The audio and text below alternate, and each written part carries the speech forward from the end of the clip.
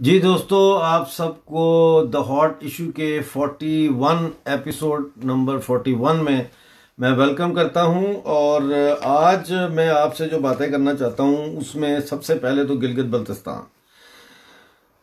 बल्तिस्तान के हवाले से दो खबरें मेरे पास हैं। एक ये है कि 260 केसेस रजिस्टर किए गए हैं सोशल मीडिया अकाउंट्स के खिलाफ, जिसमें 119 फेसबुक अकाउंट्स हैं और 3 ट्विटर अकाउंट्स हैं। इसके अलावा और भी सोशल मीडिया के जो हैं आउटलेट्स, उनके ऊपर केसेस रजिस्टर किए गए हैं in the name of national security.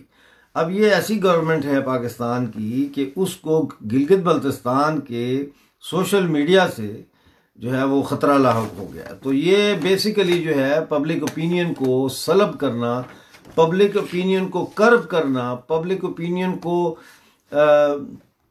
Challenge करना, ये उस ज़मरे में आता है। यानी कि फ्रीडम ऑफ एक्सप्रेशन जो है अब वो सोशल मीडिया के ऊपर भी पाकिस्तानी गवर्नमेंट जो है उसको बर्दाश्त नहीं कर पा रही।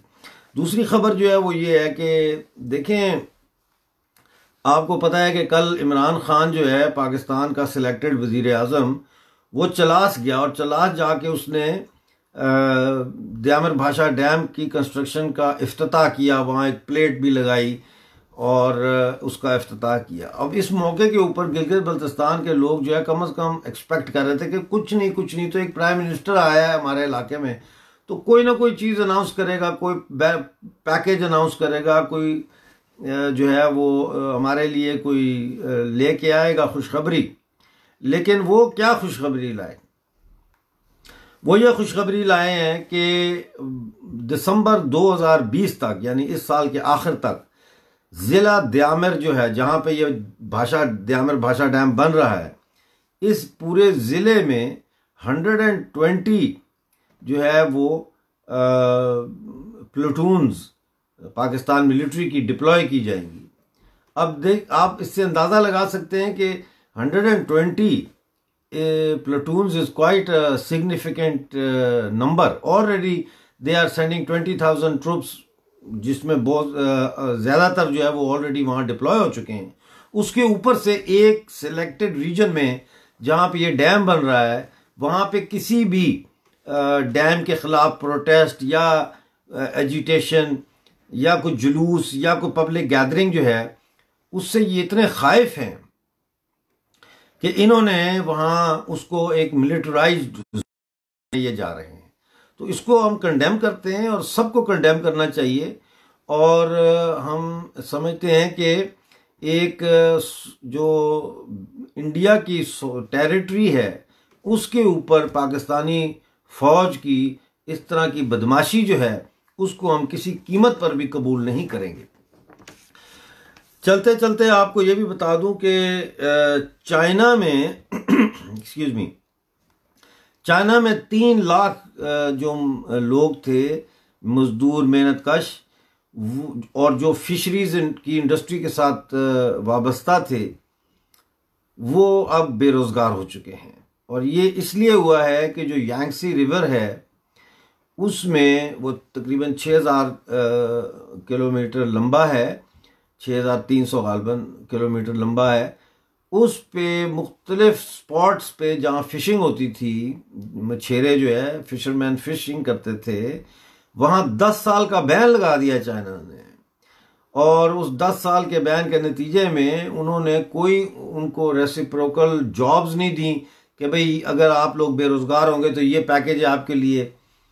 चाइना में कोई सोशल सिक्योरिटी का ऐसा निज़ाम भी नहीं है, लिहाजा चाइना के अंदर अचानक 3 लाख आदमी का बेरोजगार हो जाना ये इस बात की निशानदेही करता है कि the communist party of China doesn't give a monkeys about their own people, let alone the people of Gilgit Baltistan and Pakistani occupied Jammu Kashmir.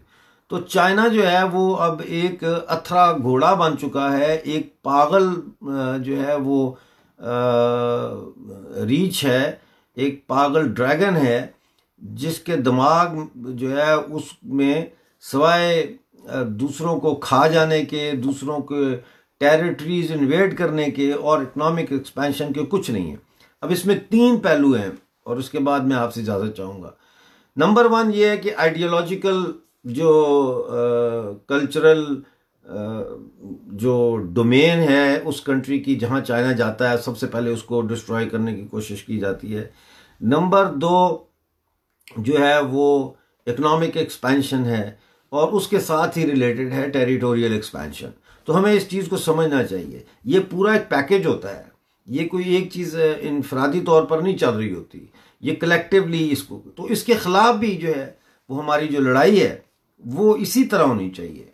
Number one, हमें देखिए defensive policy is in itself a defeatist policy. अब हम डिफेंसिव पॉलिसी नहीं चल सकते, लिहाजा हमें offensive पे जाना चाहिए। लिहाजा जो कल्चरल ऐसे एलियन कल्चर्स हमारे सनातन जो समाज है इसको चैलेंज करते हैं, हमें एग्रेसिवली सनातन धर्म के जो एक्सपेंशन है, जो उसके फैलाव है, उसकी तरफ गौर करना चाहिए। और कन्वर्शन जो हो रही हैं फ्रॉम सनातन धर्म इनटू अदर रिलीजन्स, हमें उसको रिवर्स करने के लिए अब प्रोएक्टिवली कैंपेनिंग करनी पड़ेगी। सबसे पहले ये कैंपेन हमें पूरे भारत में करनी पड़ेगी।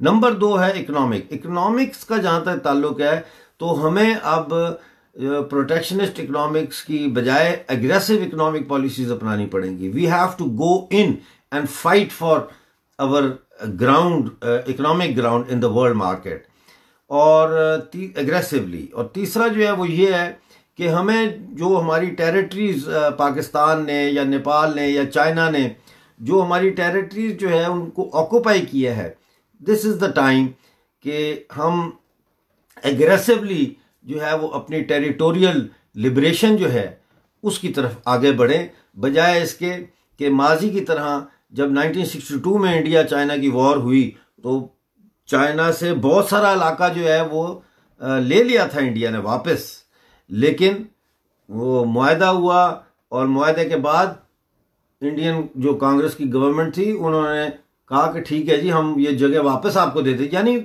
अपनी ही जगह को लेके फिर वापस कर दिया गया।